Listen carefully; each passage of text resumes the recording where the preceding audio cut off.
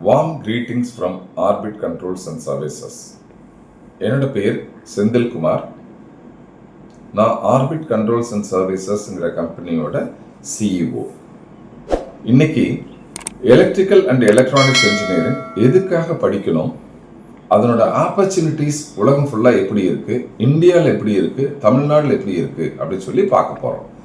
இந்த electrical and electronics engineering அப்படின்னு சொல்கிறது ஒரு வெர்சடைலான இன்ஜினியரிங்னு சொல்லுவோம். அதாவது பன்முகத்தன்மை கொண்ட ஒரு இன்ஜினியரிங்.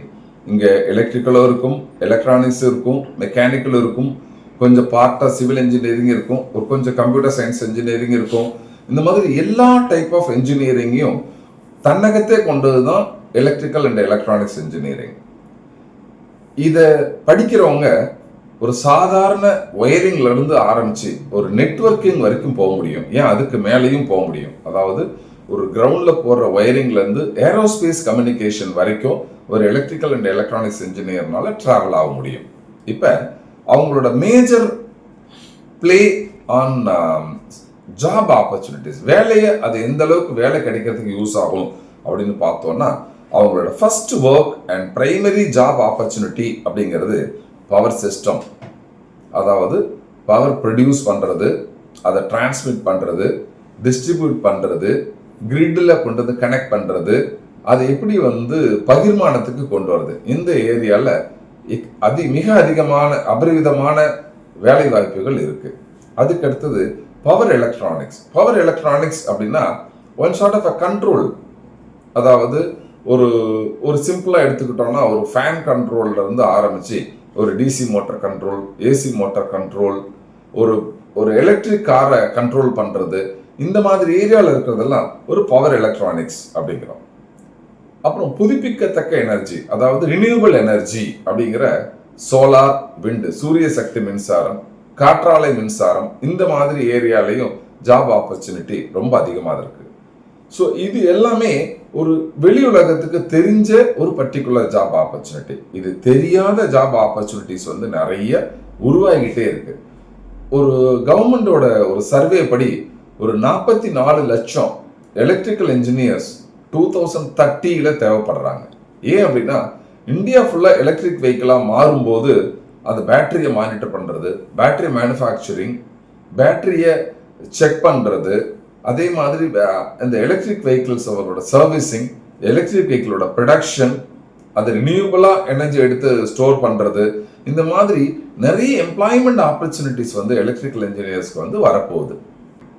அதற்கு அடுத்தபடியாக இந்த டீசென்ட்ரலைஸ்டு பவர் ஜென்ரேஷன், அதாவது பரவலாக்கப்பட்ட மின் உற்பத்தி.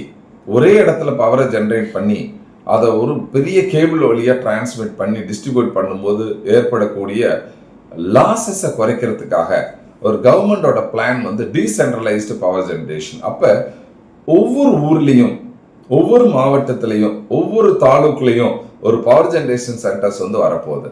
அப்போ அந்தந்த ஏரியாவில் இருக்கவங்களுக்கு ஒரு நிறைய ஆப்பர்ச்சுனிட்டிஸ் கிடைக்க போகுது. ஒரு சின்ன இடம் இருந்தால் கூட அந்த இடத்துல ஒரு பவர் ஜென்ரேஷன் சென்டர் உருவாக்கி அது வழியாக பணம் பண்ண முடியும், வேலை வாய்ப்புகளை உருவாக்க முடியும். இதுக்கு அடுத்தபடியாக எலக்ட்ரிக் வெஹிக்கிள், அதாவது மின்சார வாகனம். இது ஒரு பைக்லேருந்து ஆரம்பித்து ஒரு ட்ரக் வரைக்கும் போகக்கூடிய ஒரு ஏரியா.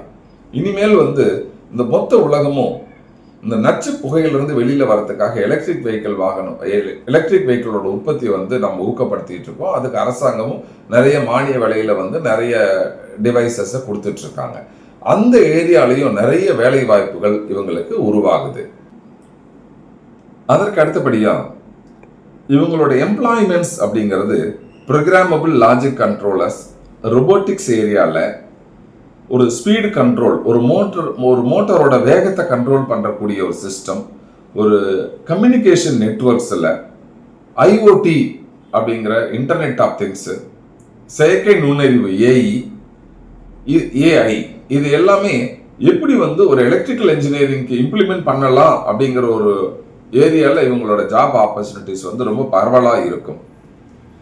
இந்த எலக்ட்ரிக்கல் அண்ட் எலக்ட்ரானிக்ஸ் படித்த என்ஜினியர்ஸை எந்த மாதிரி கம்பெனிஸ் ஜாப் ஆப்பர்ச்சுனிட்டிஸ் யூஸ் பண்ணுவாங்க அப்படின்னா, renewable area companies, solar panel manufacturing companies, electric vehicle manufacturers, servicing companies, and battery manufacturing companies, transmission and distribution company, smart grid companies, electrical உதிரி பாகங்கள் செய்யக்கூடிய companies, railway, oil and natural gas commission, building energy management system, energy auditors, இந்த மாதிரி ஏரியாவில் அவங்களுக்கு job opportunities வந்து ரொம்ப அதிகமாக இருக்குது.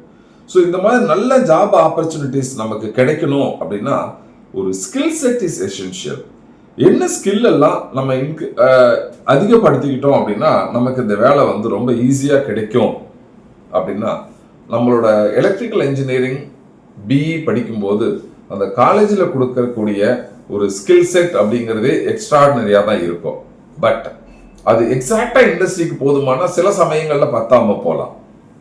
ஏன்னா industry is a rapidly growing area than in educational centres. அப்ப இவங்க அதுக்குன்னே இருக்கிற ஸ்பெஷலைஸ்டு இருக்கணும். அதான் வேல்யூ அடிஷன் கோர்சஸ் அப்படிங்கிறோம். அந்த வேல்யூ அடிஷன் அப்படிங்கிறது என்ன அப்படின்னா, நம்மளோட கோர் சப்ஜெக்ட்ல நாலேஜை இம்ப்ரூவ் பண்ணிக்கிறது.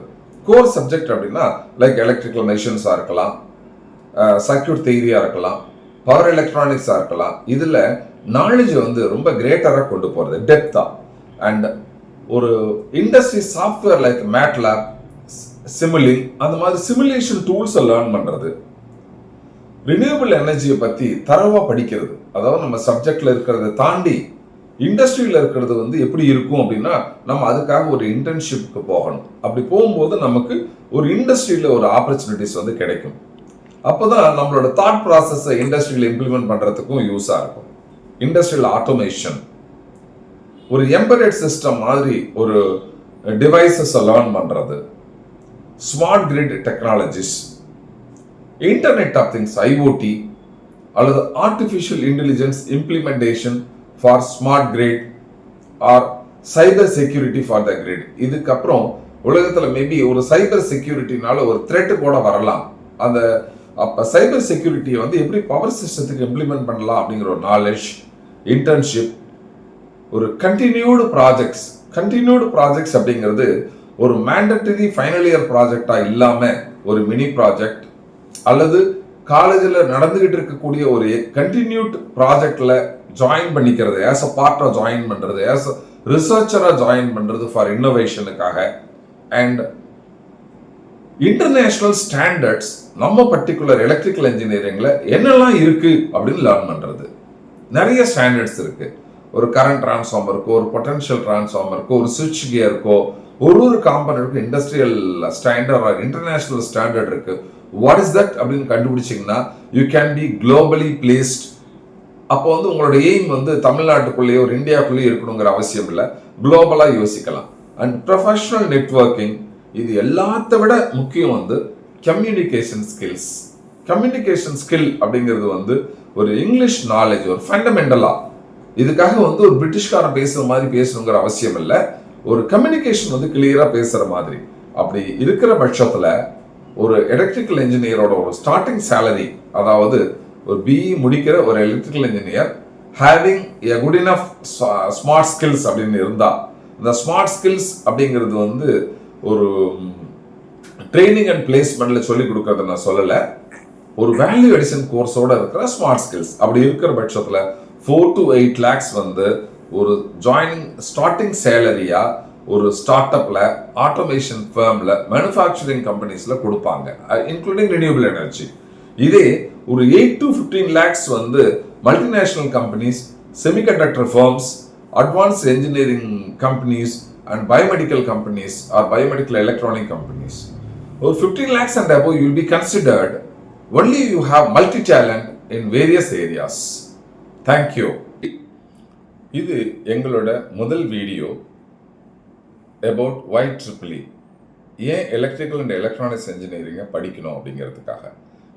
இதற்கு அடுத்தது நிறைய வீடியோ எலக்ட்ரிக்கல் அண்ட் எலக்ட்ரானிக்ஸ் இன்ஜினியரிங்கை பற்றி நாங்கள் ரிலீஸ் பண்ண போகிறோம். அதில் ஒரு பேசிக் electrical engineering standards world wide எப்படி இருக்கும், இந்தியாவில் எப்படி இருக்கும், ஒரு கண்ட்ரிக்கும் எலக்ட்ரிக்கல் ஸ்டாண்டர்ட் எப்படி இருக்கும், பவர் எலக்ட்ரானிக்ஸ்க்கு எப்படி இருக்கும், பவர் சிஸ்டத்துக்கு எப்படி இருக்கும், and specialised engineering learning in electrical, internship ideas, project ideas, and professors and ப்ரொஃபஷனல்ஸோட இன்டர்வியூஸ், அண்ட் கவர்மெண்ட் கவர்மெண்ட்னால கிடைக்கக்கூடிய ஃப்ரீ கோர்சஸ் லைக் கவர்மெண்ட் இன்டர்ன்ஷிப்ஸை பற்றி நம்ம நிறைய டிஸ்கஸ் பண்ண போகிறோம். இதுக்கு நிறைய வீடியோஸ் இதுக்கப்புறம் வரப்போகுது.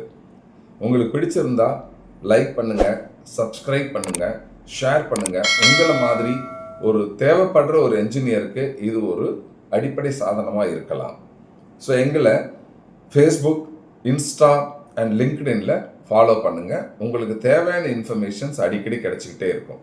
நன்றி, வணக்கம்.